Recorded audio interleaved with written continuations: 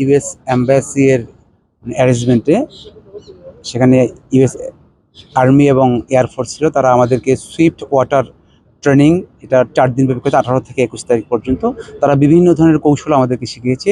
যদি কখনো কোনো বড় ধরনের সাইক্লোন বা বন্যা হয়ে যায়, সেখানে আমরা খুব দ্রুত কীভাবে ভিক্টিমকে উদ্ধার করতে পারি, তারা অত্যন্ত দক্ষ ছিল এবং সে তাদের যে স্কিলগুলো যে আমাদেরকে শিখিয়েছে, আমরা যে কোনো দুর্যোগে সেই স্কিলগুলো ব্যবহার করতে পারবো। এই ঈদে জামা জুতো অ্যাক্সেসরিজের ডিসকাউন্ট। ধন্যবাদ।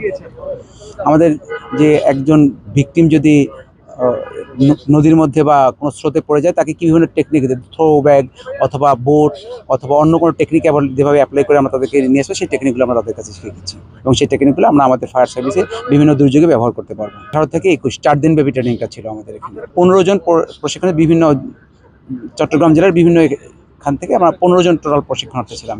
অত্যন্ত একটা কার্যকরী ট্রেনিং, যে কোনো খুব দ্রুত ভিকটিম উদ্ধার করার জন্য এই টেকনিকগুলো অনেক কাজে লাগবে আমাদের।